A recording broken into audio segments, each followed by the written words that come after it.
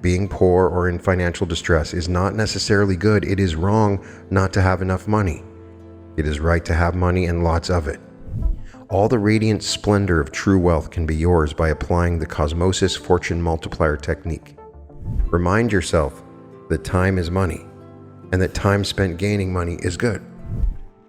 It is my desire for you to be wealthy and abundant, and you are wealthy and abundant. It is your birthright.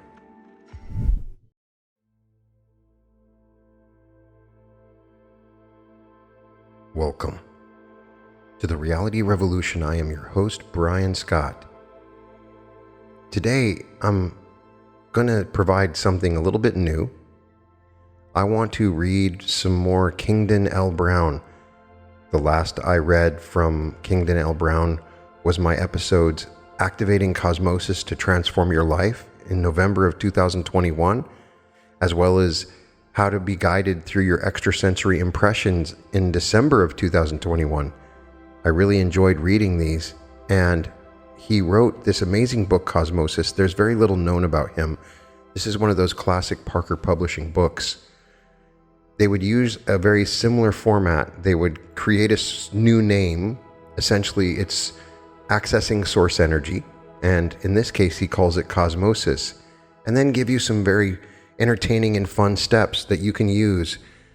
And sometimes these techniques and exercises really do work, and I love reading them, and I wanted to return to another Parker Publishing classic.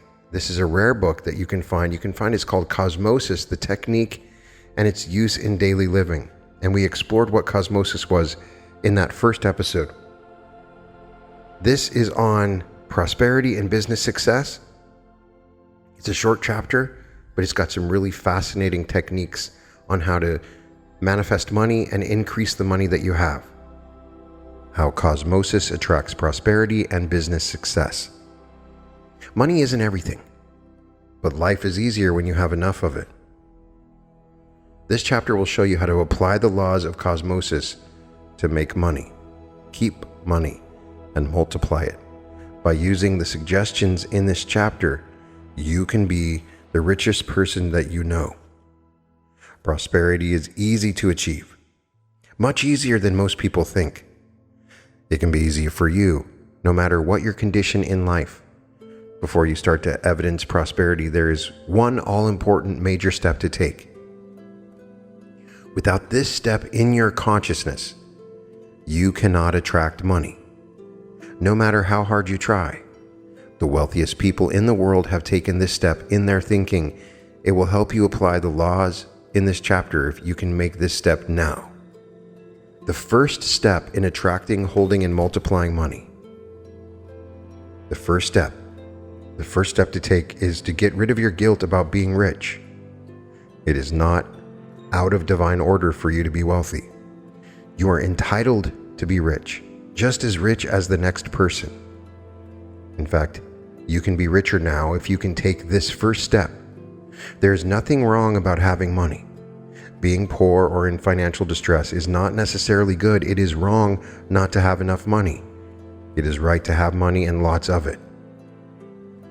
How to feel good about having money. 1. Think about the things money can do for yourself and others. All the world's most wealthy people used money to do something other than satisfy their own needs.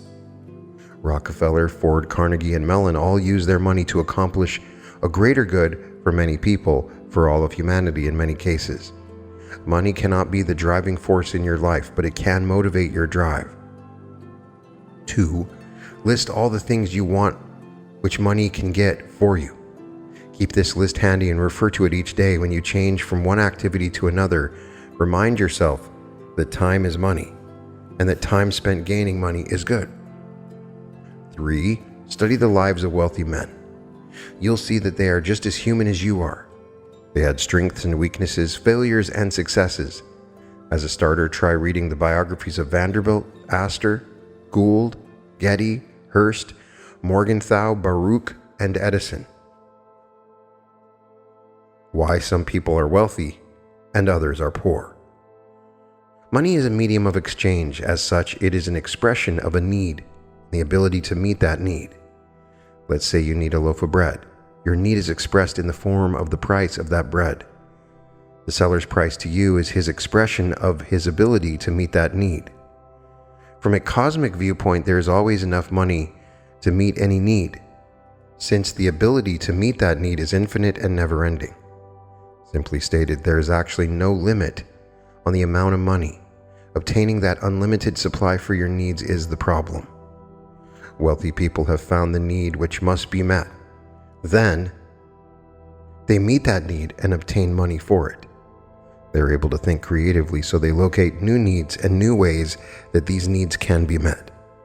A person becomes poor when he cannot think about others' needs and the actions that can be taken by him to help meet those needs. The law of money consciousness. Wealth is attracted and accumulated by means of a cosmic law called money consciousness. Money is in the hands of those who are aware, consciously or unconsciously, of this mental state of money consciousness. The law of money consciousness is expressed by this formula. Your ability to meet the need plus demand for the need equals your ability to make money. There are many things you could do right now to make money, but one thing you could do would make more money than anything else because the demand for that service is greatest. Money also attracts money. The more money you have, the more you're likely to get. Why? Options are greater. Even your power to borrow money is greater if you have money. A woman I know who is a widow spends much of her time worrying about money and how she will make ends meet. Consequently, she is fearful of losing money and spends only the barest minimum on the essentials. One of the things she has skimped on has been her own food. Today she's in the hospital with malnutrition. The cost of her stay is impossible to calculate.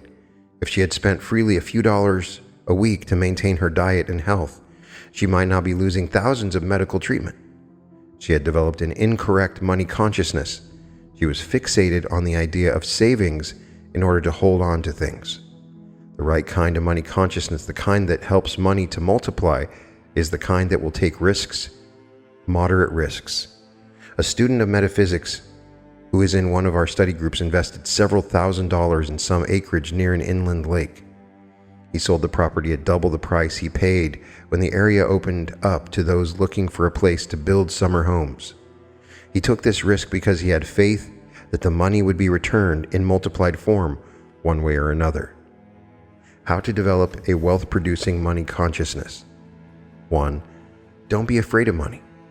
Don't be afraid to spend money constructively in line with your program to become wealthier.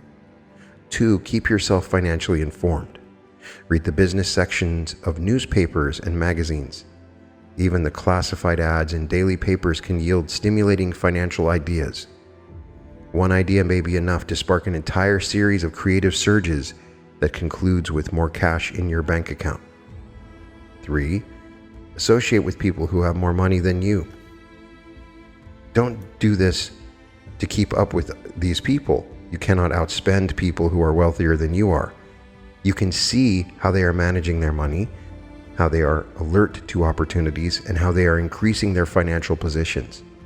Success breeds success, and just the mere association with those on a higher financial plateau will automatically aid and stimulate your money consciousness. 4. Look for bargains. Never spend money just to satisfy your own ego requirements. Try not to buy things when you are in a low period or when you feel down in the dumps. Panic buying may put you further behind the 8 ball. Do look for bargains. Compare before you buy. Shop for major and small purchases with this motto in mind. Compare prices, compare values, compare your long-term commitment. Remember that advertising which entices you to save is actually encouraging you to spend. 5. Save and reinvest your money. Don't just save your money. Put it to use, earning more money for you. If you have extra money more than you need, resist the temptation to buy something big. Also, be careful of investment schemes that promise you that you can make a killing. Consult a professional investment counselor before you go into anything that seems suspicious. There are many people ready and willing to take everything you have on promises alone. Wise saving and wise investment will put you into a financial position that will pay handsome dividends. How Cosmosis makes you free to speculate and take risks. There are many ways that Cosmosis can help you improve your financial position. One way is to let it work for you and giving you the elbow room financially to take risks and speculate. Following is the technique for speculation with the help of Cosmosis. 1. Sit quietly in meditation. Be sure you'll not be interrupted by anything. Breathe deeply and evenly. Focus the cosmic energy at the base of the spine by visualizing it gathering there. 2. Let the Kundalini energy move up the spine until it radiates around the head. You have instructions on this. 3. When you're able to see in your mind's eye the Kundalini running through your brain, pray and affirm with confidence that you will be led into the right speculative decision. Be sure to write down your impressions as you receive them. This is an important procedure, and save these written impressions for future reference in shaping your wealth program. This technique has worked wonders for others, but it cannot be used as a last resort. Be sure you are in a strong financial position so that you can afford to speculate with your money. You cannot afford to lose. Don't speculate. Chances are most in your favor if you're not down to your last few dollars. Any speculation done in haste is often wasted. How Helena won $500 at a raffle. Helena X was a high school language teacher who had a few extra dollars to speculate with. She performed the Cosmosis method outlined here. She simply prayed and affirmed that she might be led to invest her money in a wise security on the New York Stock Exchange. She had the money to lose and she wanted to speculate with it in order to cash in on this Cosmosis technique. Helena's case showed how mysterious Cosmosis can be. She received the psychic impression that she should go to her local church's bingo game and raffle. The bingo game and raffle were being held the next evening as a benefit for charity. The top prize was $500. She went to the church, bought a ticket, and started to play bingo. Later in the evening, a raffle was held. All the tickets sold were placed in a large container and drawn out one by one for the top prizes. Everyone is expectant, and a hush fell over the crowd. The very first number called for the top prize of $500 was Helena's. She didn't win anything at bingo. Her total expenditure for the evening was $6, but she gained $494 in one evening. It was a small speculation that paid off big under the guidance of Cosmosis forces. How Ken speculated with land that paid off handsomely. Ken T., an attorney, was guided to purchase some suburban land with trees and a stream running through the property. He hoped to sell it to a developer for a housing subdivision. The simple Cosmosis exercise did the trick for him. Cosmosis gave him a triple surprise.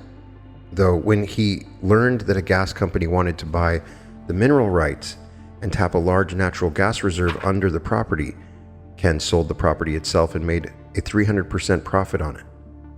How one speculation turned into a big loss. Cosmosis doesn't always work just the way we want it.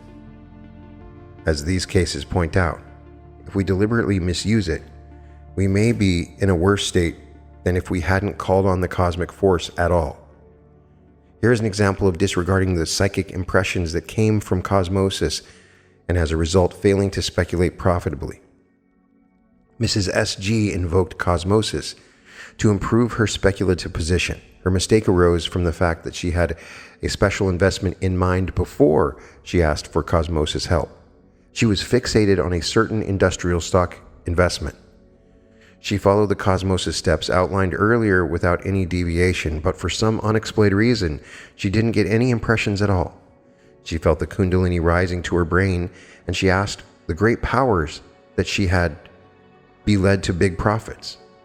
Her problem was that the Cosmosis forces were trying to tell her to do nothing at all by not giving her any impressions. She mistook this lack of specific direction as a sign that she was to go ahead with her investment plan. She took her money and purchased the stock she had in mind, only to find that within 6 months' time, it dwindled in value to less than 1/3 the price she paid for it. The lesson she learned quite graciously from this adverse experience was that often if a Cosmosis exercise or directive doesn't work exactly as expected, there is a very significant reason. In this case, Mrs. S.G. was being told to wait. Most psychic powers are that way. As miraculous as they are, and as valuable as cosmic forces can be, there is a law of balance and equilibrium at work. One must be in accord with that law in order to be a real instrument for Cosmosis. If your motives are true and your intentions are pure, you will advance in cosmic understanding, just as the great thinkers of all time have done. You can start with what you have, where you are, to use this masterful power, as long as you can devote yourself physically, emotionally, spiritually, and intellectually to the dictates of Cosmosis. The living infinite will be your partner if you give it half a chance to work with you. You cannot always dictate to it. It knows what is best for you. Have faith in it, and all will work out well. How to put the Cosmosis fortune multiplier technique to work. All the radiant splendor of true wealth can be yours by applying the Cosmosis fortune multiplier technique. This secret technique, carefully revealed only to initiated students in ancient lands and esoteric cultures, is revealed here for you for perhaps the first time in your life. This wisdom has been hidden from the masses of people, and its secrets have been jealously guarded and withheld. As a general basis, civilization depends on the accumulation and use of wealth in its various forms. But you can exist without accumulated wealth. As an individual, you can exist without a great deal of money and still survive. This is the clue of the Cosmosis fortune multiplier technique. Great sages and mental and spiritual giants knew this fact, and most of them had enough money, sometimes much more than they needed. You too can exist without dependence on money. When you actually depend on money, you are a victim to the methods you must use to get it.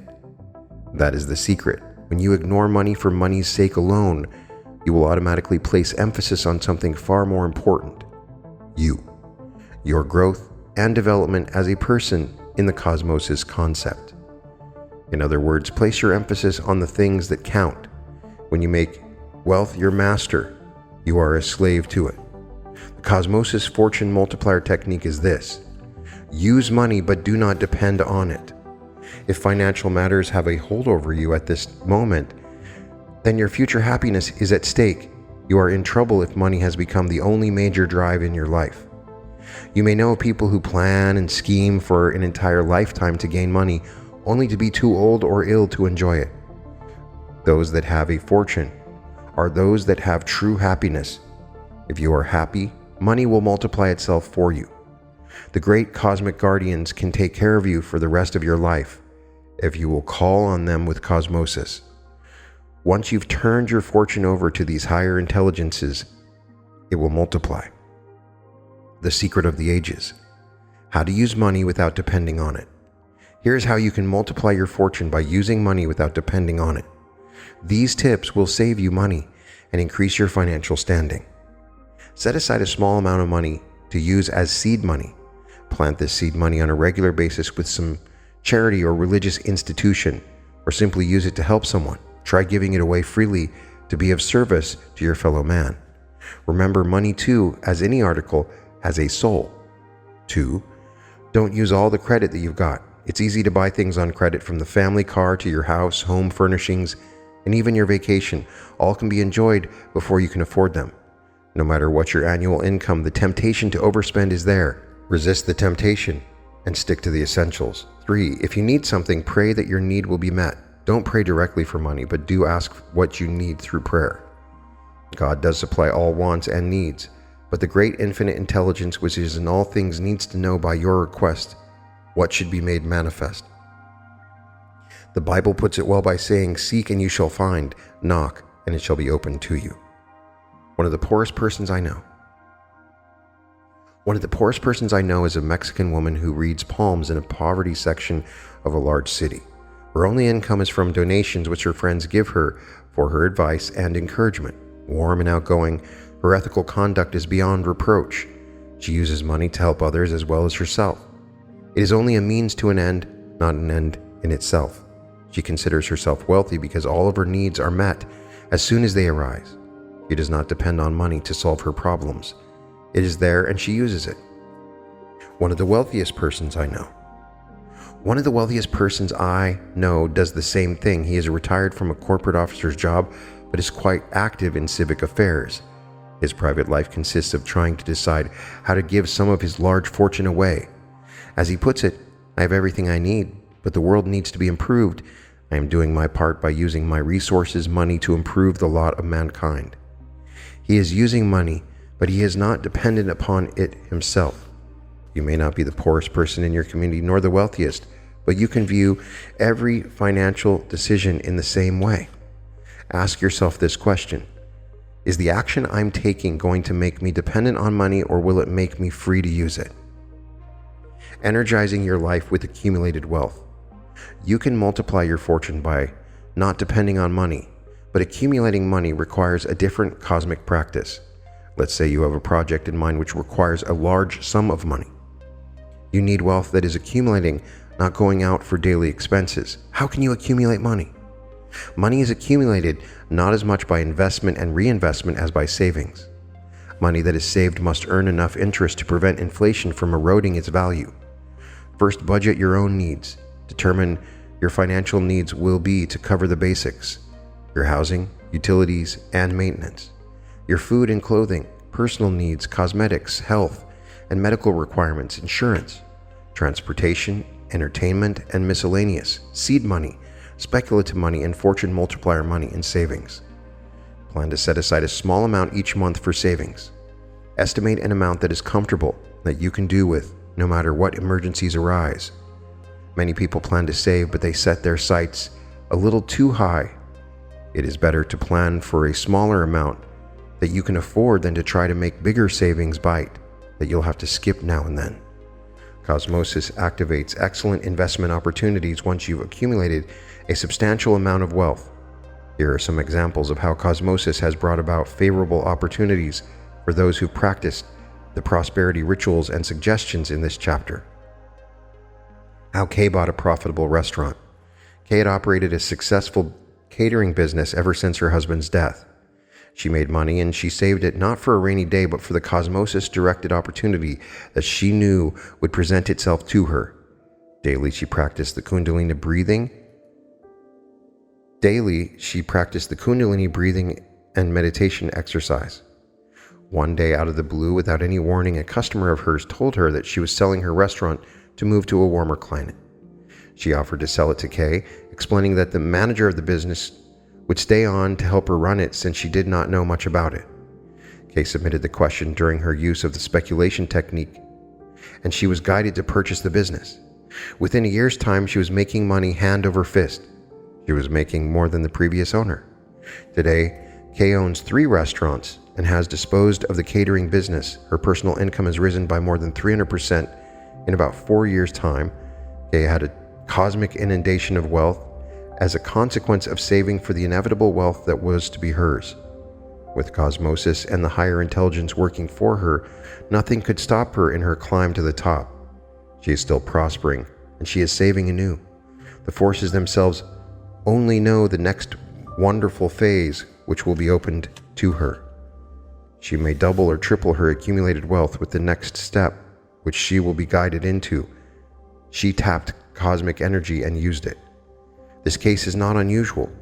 People just like yourself, even those with as little as a few $100 extra, have been able to make fortunes. It is not impossible when you open up to infinite storehouse, which can be yours. How Leonard used his savings to move to a better job. Leonard W. represents a case for Cosmosis direction that defies routine explanation. Leonard had been saving for years. His weekly paycheck always had seed money and some extra cash, a very small amount for his Cosmosis multiplication. He always called it the nest egg for emergencies, but he knew within himself somewhere that it would be more than that. A skilled mechanic, Leonard's take-home pay from a small garage was not enough. He and his wife had the necessities, but not much more. He too was using the prosperity ritual and the fortune multiplier technique, asking that he might be led to do the right thing with the accumulated wealth. His opportunity came when a representative of a large oil company offered to sell him a franchise to a gasoline station in a good location at the intersection of 2 heavily traveled highways. Leonard got the cosmic go-ahead and used his accumulated wealth to buy the franchise. It has been paying big dividends ever since. Leonard is happier too with his own small business. He is his own boss, and his customers take readily to his smile and easygoing manner. How seed money came back when it was needed. Cliff R. was a manager in the home office of a large corporation. He had been generous all of his life and given large sums of money to charitable causes. But in his late 50s, he became an alcoholic and lost his responsible position. His wife had died a few years earlier, and his son, daughter-in-law were willing to give him a room in which to live while he attended Alcoholics Anonymous meetings. It took him a long time to recover his self-confidence and overcome his dependence on alcohol, but as he was going through this readjustment, he was never short of cash to meet his obligations. Old friends remembered how he gave lovingly and freely when he was in a strong financial position. They offered voluntarily to help him here and there with rent, money for gasoline, cash for needed clothing. Within a year's time, Cliff was employed again and earning his way in the world without alcohol. The seed money he had given out came back when he needed it. The law of cause and effect, or karma, explains this returning of the seed money. What we give automatically cycles back into what we receive. As has been shown in earlier chapters, this is the same law that affects the thoughts and feelings which we send out. Everything we think, say, or do becomes cosmically attached to other vibrations of a similar character until a vibrational network is formed which returns the vibrations to the sender in different forms. The financial law of karma that has never failed throughout the ages. The karmic effect of giving with seed actions and thoughts too. Try giving of yourself in forms other than money, and you will be rewarded at another time when you need it. Give a thank you to a loved one. Give some encouragement to a friend who is down in the dumps. Offer a friendly smile to a stranger. Offer your volunteer time to a hospital, orphanage, or other charity. Your life will be inspired, your energies renewed and revitalized by any project you take on which benefits, uplifts, or helps others. Be careful not to do these things in order to be rewarded. Do not look for immediate personal dividends.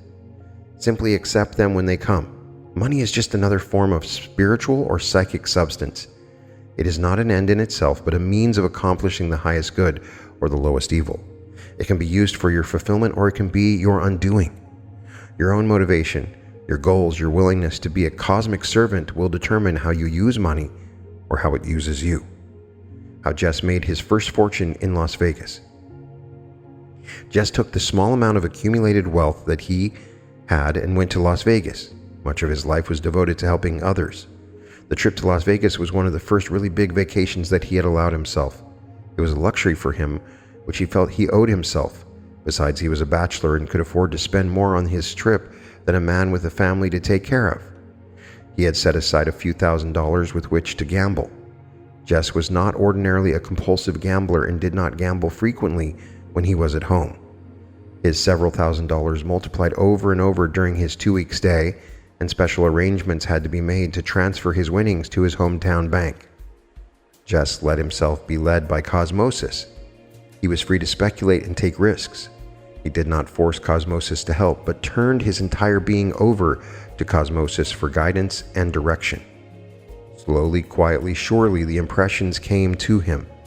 He was an instrument of the greater powers of the universe. Being aware of karma, Jess gave some of his fantastic winnings to worthy causes as seed money. The cycle completed itself for him. The karmic pattern will continue to reap profitable circumstances for Jess. In one form or another, his seed money is still manifesting itself. Another fortune is in the making. Let his money success fire you with ambition to do the same. Points to remember. 1. The first step in attracting, holding, and multiplying money is to get rid of your guilt about being rich.